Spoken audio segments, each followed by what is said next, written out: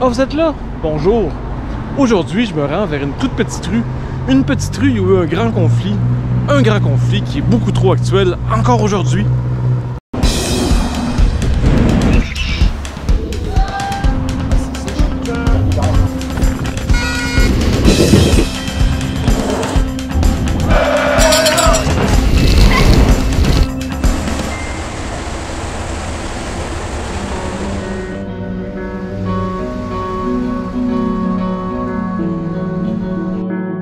La rue dont je veux vous parler aujourd'hui est toute petite. Elle est située entre Sherbrooke, Ontario, Saint-Laurent et Hôtel-de-Ville. On commence au coin de Saint-Laurent avec un très gros bâtiment construit en 1894. C'était la brasserie Eckers. Une brasserie qui a été achetée par Dow dans les années 50.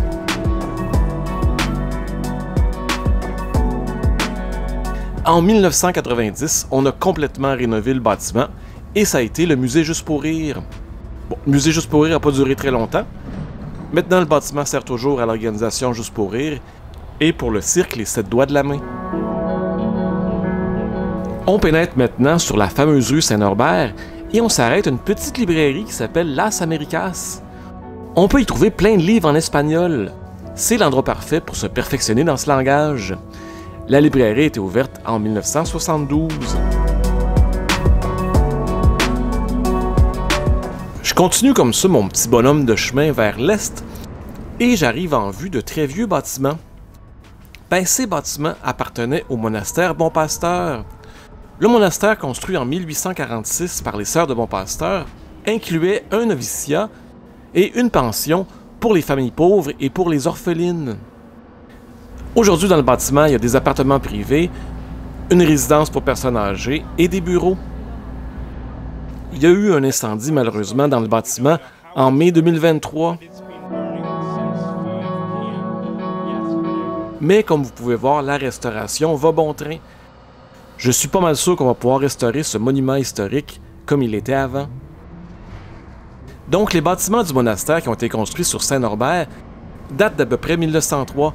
C'était des dépendances. C'est là qu'on stockait toutes sortes de choses, dont du grain. J'ai toujours pensé que ces portes-là étaient des portes cochères qui faisaient partie du monastère Bon Pasteur. Eh bien, je me trompais royalement. Parce que lors de la construction de ces bâtiments au début du 20e siècle, ces portes-là n'existaient pas. C'est seulement au début des années 80 qu'on commençait à construire des appartements là. Et on a aménagé ces fameuses portes en arc qui sont quand même très jolies. Ah, et pour ceux qui seraient tentés d'aller acheter un de ces appartements, qui sont quand même sur 4 étages, eh bien, je veux juste vous prévenir que chaque unité coûte environ 925 000 $. En sachant ça, j'étais curieux, je voulais savoir si au moins les gens qui payaient aussi cher avaient des cours. Alors, je me suis faufilé derrière le bâtiment. Eh bien oui, ils ont des tout petits espaces dans ce qui était la cour intérieure du monastère Bon Pasteur. C'est tout petit, mais c'est plein d'arbres et ça a beaucoup de charme quand même. J'avoue que si un jour je fais fortune avec YouTube, je pourrais envisager d'acheter un de ces condos-là. Mais bon.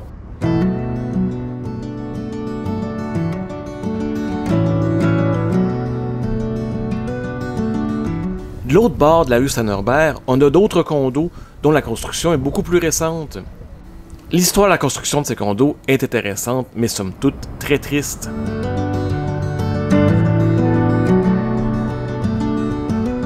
Pour une raison que j'ignore, les appartements au sud de la rue Saint-Norbert, entre Debullion et Saint-Dominique, ont toujours beaucoup attiré les artistes. Il y a vraiment beaucoup d'entre eux qui ont peint ce petit bout de rue au fil des ans.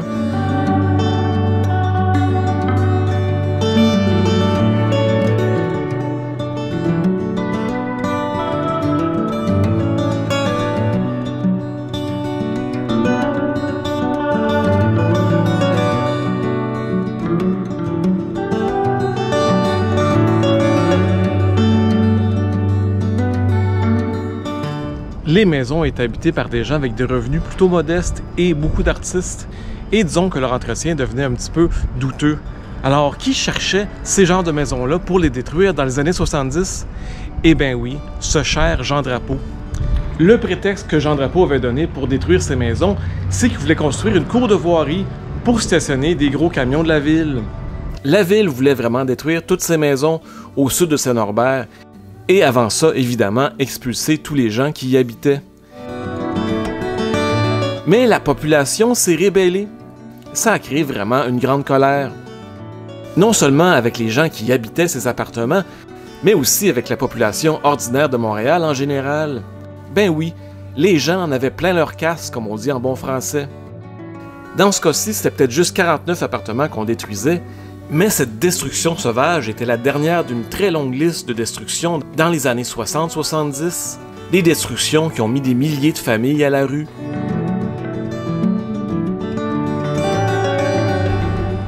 Malheureusement, dans la vie, c'est pas toutes les histoires qui se finissent bien, et après un mois de manifestation, les bâtiments ont été détruits quand même. Donc, début septembre 1975, les bulldozers arrivent et on commence à détruire toutes ces maisons, sous le regard attristé des gens qui ont lutté pendant plus d'un mois pour les sauver. Ce qui est le plus insultant là-dedans, c'est que la ville n'a rien fait avec les terrains qui sont restés vacants jusqu'au début des années 90.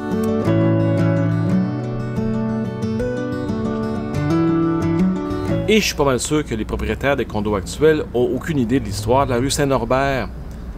En fait, la plupart ont probablement jamais mis le pied à Montréal.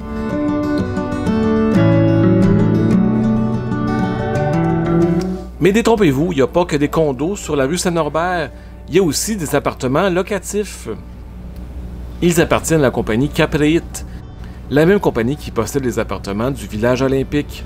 Donc, des beaux appartements, ça doit être pas mal moins cher que des condos, vous vous dites? Eh ben, pas vraiment. Les appartements les moins chers dans ce coin-là coûtent 1760 $ par mois, et je suis pas mal sûr que c'est juste des 3,5. Sur une note un petit peu plus heureuse, on arrive maintenant en vue du 190 rue Saint-Norbert. C'est une vieille maison style unifamilial qui a été construite en 1929. Ça me fait beaucoup penser aux grandes maisons dans les films américains style Home Alone. Bon, on se le cache pas, c'est un autre endroit où il faut être très riche pour habiter.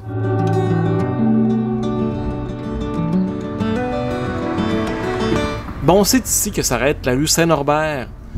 On est arrivé au cégep du Vieux-Montréal. Un cégep dont le campus a été inauguré en 1976. Et il y a un petit passage qui passe derrière le cégep qui va bien conclure cette vidéo.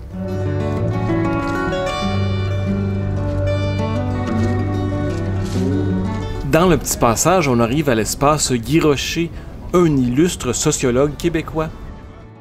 On appelle ce cégep plus communément le cégep du Vieux, même s'il n'est pas dans le Vieux-Montréal. Il a été fréquenté par ma sœur Lily, à qui je dédie cette vidéo.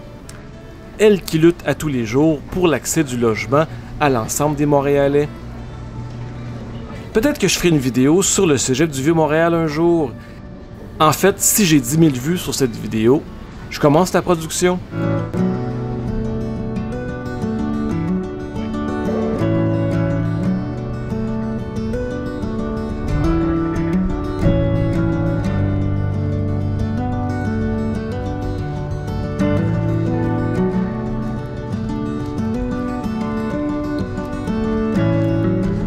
Alors, j'espère que vous avez aimé cette très courte vidéo. Comme d'habitude, un petit pouce en l'air en bas de la vidéo. Abonnez-vous si ce n'est pas encore déjà fait. Allez voir mon Patreon, un petit don, c'est toujours super agréable. Et là-dessus, on se dit à très bientôt.